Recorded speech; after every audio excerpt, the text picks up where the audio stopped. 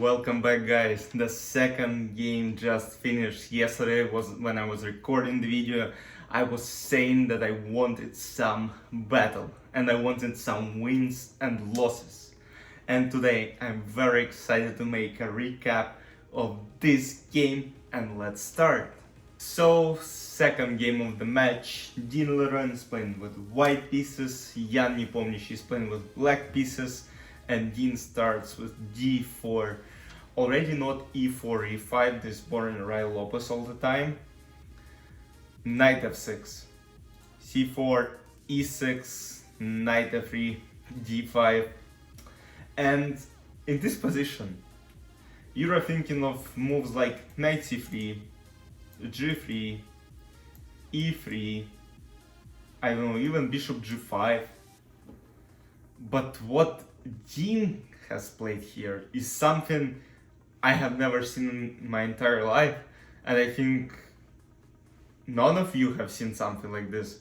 Even experts say it was the first time that the player of this level plays this move. It's h3. Still at this point, I mean, I watched the game, I still don't understand what's the idea behind this move and why would you play this in the World Championship match. As he mentioned after the game, it was an idea of his seconds and he didn't actually played it very well. But I mean, I can't understand the idea. Let's see what happened in the game. D takes c4, obvious move, e3, c5, bishop c4, a6, common idea.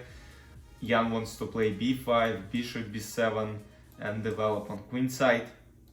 Castle, knight c6, knight c3, b5, bishop d3, bishop b7, a4, b4, knight e4, knight a5. And here, I guess it's not like the crucial moment of the game, but it's definitely one of the most critical ones. So here, white had several options. Of course, knight f6 what Dean played, but also some knight c5, bishop c5, for example, takes and just castle. And white are actually better. They still have this pawn, their pawn up, and the pieces are still good. Maybe go bishop b3, bishop b2. I mean, yeah, you can lose the c5 pawn. Maybe Dean was afraid of some compensation for black, because the pieces are all developed. This bishop is watching towards this g2 pawn, but I mean, nothing specific. So knight a5, knight f6, and again, Dean mentioned after the game that he expected queen f6, but Jan played g takes f6. Look, black's king is not castled. This bishop is watching towards this king, and now you open g-file, so there can be some attacks. e4, this is the move I don't understand. I would never play e4, knowing that I can potentially get c4, and this is absolutely locked here. Yeah, you can break through d5, maybe this was the idea, which I think actually was. But I would play d takes c5, just simply play something. I know queen d7, a4. You can just say this. I mean, nothing bad, yeah, but it's probably still better for black. And it all started with move h3. So g takes f6, e4, c4. Look, now black can even go queen c7 and long castle. And this is what happened in the game. Bishop c2, queen c7, bishop d2 and rook g8. NEPO starts his plans. Rook c1, potential ideas of pinning this pawn.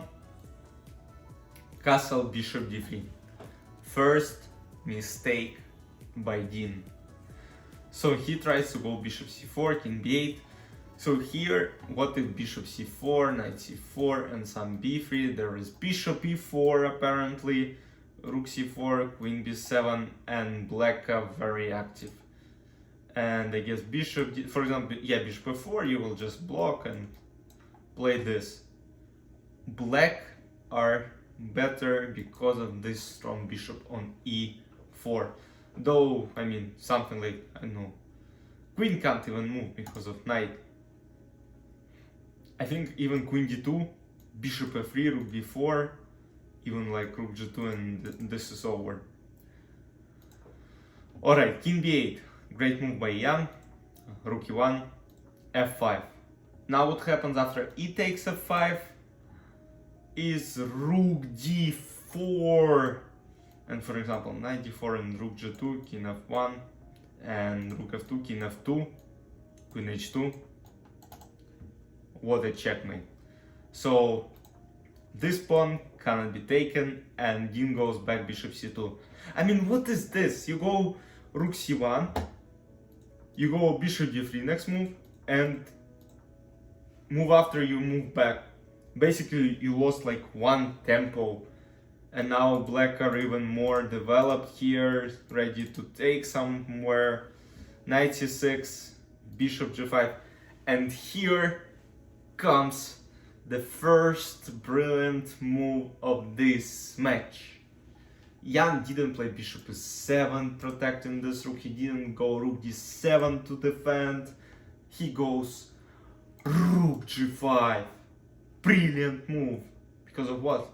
Knight g5 and knight d4. Though black are down in exchange, the position is a lot more active. So Dean went queen h5, f6, trying to attack this knight, knight f3, knight c2, rook c2, bishop e4. Look, now black have 1, 2, 3, 4, 5, 6, 7, and white have only 1, 2, 3, 4, 5 pawns. So in these types of positions, you're told, your coaches tell you, when you have 2 pawns and you're down in exchange for these 2 pawns, you're actually, it's around equal. But at this position, you're just better because look, this is going up, and 2 active bishops, especially on e4. Dean went rook d2, trying to trade. Jan went bishop d6, no trades yet.